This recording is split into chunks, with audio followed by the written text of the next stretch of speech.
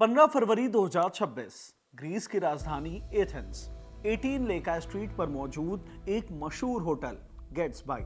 उस शाम एक शख्स होटल के कमरे के दरवाजे को तेज तेज पीट रहा होता है। शोर सुनकर होटल का स्टाफ इकट्ठा हो जाता है।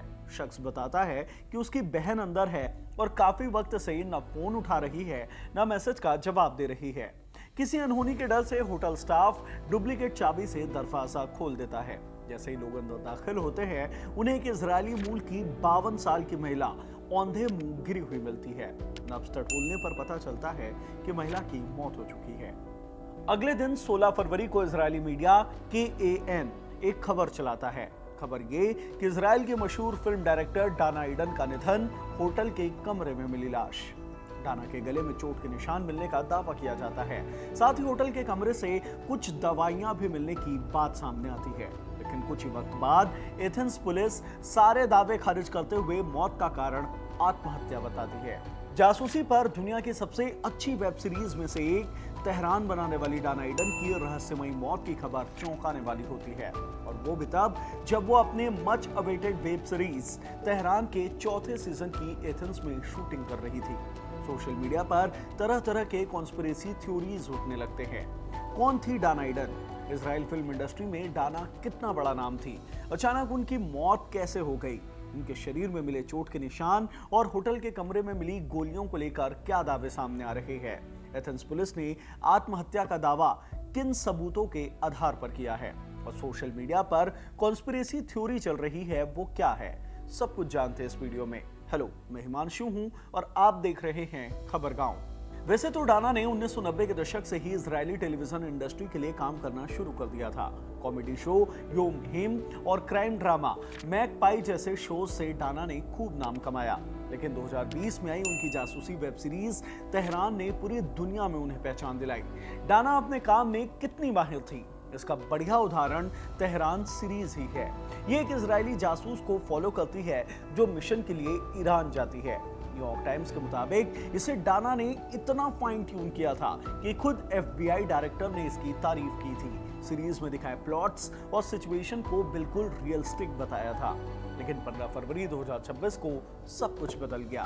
डाना ने तेहरान वेब सीरीज को इजरायली मीडिया कान 11 के लिए बनाया था, लेकिन एप्पल TV प्लस ने भी इसे खरीद लिया और 25 सितंबर 2020 में ही इसके पहले सीजन को इंटरनेशनली लॉन्च किया गया। 3 भाषा में, इजराइल की भाषा हिब्रू, ईरान की भाषा पर्शियन और अंग्रेजी में। इस सीरीज को अपार सफलता मिली। डाना ने खूब नाम कमाया। नवंबर 2021 में आयोजित 49वें इंटरनेशनल एमी अवार्ड में तेहरान को बेस्ट ड्रामा सीरीज का अवार्ड मिला, जिसके बाद इसके अपकमिंग सीजन की जोरदार डिमांड हुई। 6 मई 2022 को दूसरा सीजन आया और अब 9 जनवरी 2026 से इसका तीसरा सीजन रिलीज हो रहा है।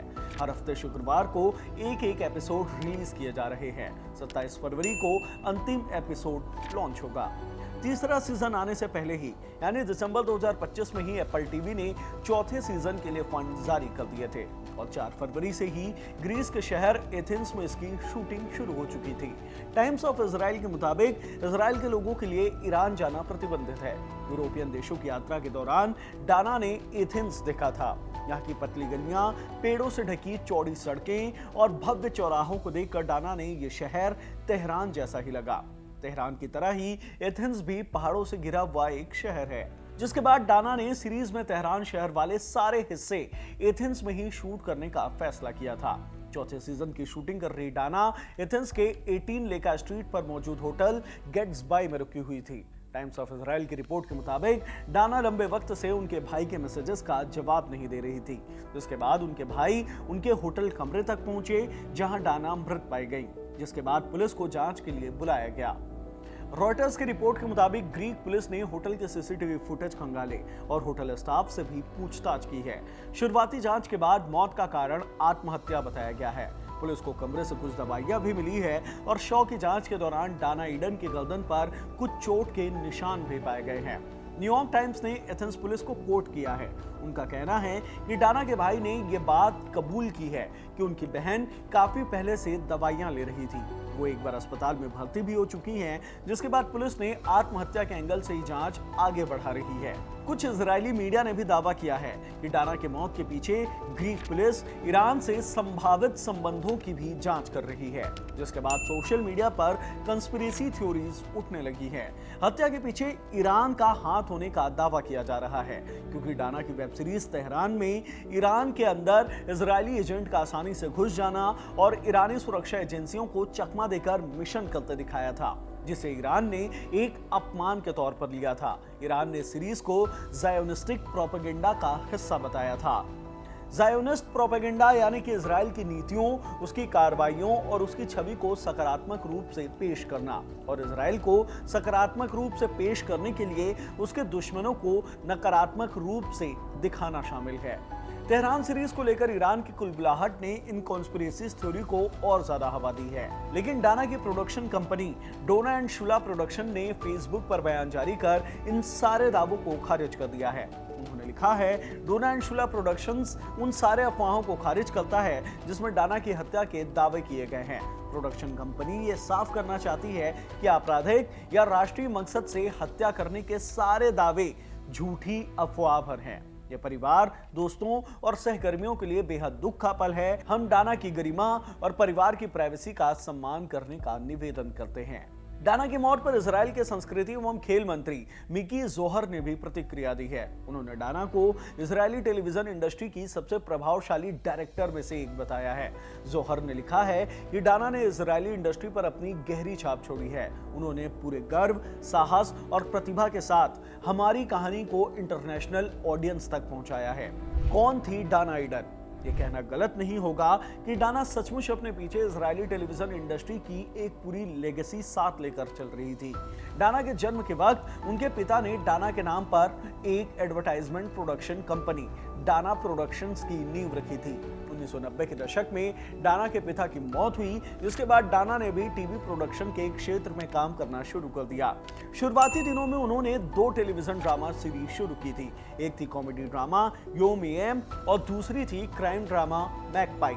ये दोनों काफी सक्सेसफुल साबित हुई। साल 2007 में डाना ने अपनी दोस्त और प्रोडक्शन पार्टनर शुला स्पीगल के साथ मिलकर एक प्रोडक्शन हाउस की शुरुआत की, डोना एंड शुला प्रोडक्शंस। इस बैनर के तले दोनों ने मिलकर वो शानदार काम किए जिसने इजरायली ड्रामा और वेब सीरीज को पूरी दुनिया में पहचान दिलाई। 5 Men and a Wedding, Dan and Muesli, The Stylist, She Has It, Not in Front of the Kids जैसे कई कमाल के प्रोडक्शन किए। एक शानदार चिल्ड्रन सीरीज शाकसुका के कई सीजन भी रिलीज किए। सेविंग द वाइल्ड एनिमल के नाम से डॉक्यूमेंट्री बनाई। डाना इजराइल की सीनियर फिगर्स में से एक थी। वो इजराइल की पब्लिक ब्रॉडकास्ट कंपनी कान के प्रोडक्शंस में सेंट्रल रोल निभाती थी। 30 साल से ज्यादा उन्हें काम का अनुभव था। 2020 में उन्होंने पब्लिक चैनल कैन 11 के लिए तेहरान नाम की एक वेब सीरीज बनाई, जो इजराइल ईरान के बीच चल रहे एक्चुअल में तनाव पर बेस्ड है, खासकर ईरान के न्यूक्लियर प्रोग्राम पर। एक्ट्रेस नीम सुल्तान ने सीरीज में मुख्य इजरायली एजेंट तमार राबियान का किरदार निभाया है। ईरानी मूल की तमार इजराइल में पैदा हुई, यहीं पली बढ़ी। बाद में उसे इजरायली खुफिया एजेंसी मोसाद ट्रेन करके ईरान भेजती है, जो कि हैकिंग में एक्सपर्ट होती है, ताकि उसके न्यूक्लियर प्रोग्राम को टारगेट कर नष्ट किया जा सके। तेहरान ने पॉपुलैरिटी के मामले में इजराइल की मशहूर सीरीज फौदा को भी पछाड़ दिया। सीरीज ने 2020 में कैन सीरीज फेस्टिवल में ग्रैंड प्रिक्स जीता और 2021 में international Emmy award for best drama series का खिताब अपने नाम किया था। डाना इसी तेहरान सीरीज का 4था सीजन शूट कर रही थी। इस बीच उनका निधन हो गया। फैंस को डर है कि डाना के निधन के चलते इस सीरीज का प्रोडक्शन प्रभावित हो सकता है या फिर कुछ वक्त के लिए टल भी सकता है। डाना की मौत का असली कारण क्या है? क्या ये आत्महत्या थी या फिर उसके पीछे कोई सचमुच कॉन्स्पिरेसी है? अब तक ग्रीस पुलिस ने फाइनल रिपोर्ट दाखिल नहीं किया है। होटल के कमरे में मिली दवाइयां और गर्दन पर मिले चोट के निशान वाले एंगल पर फाइनल जांच अभी भी बाकी है, लेकिन शुरुआती जांच के बाद ग्रीस पुलिस ने आत्महत्या के एंगल से ही जांच आगे बढ़ाने की बात कही है। इस वीडियो में इतना ही। धन्यवाद।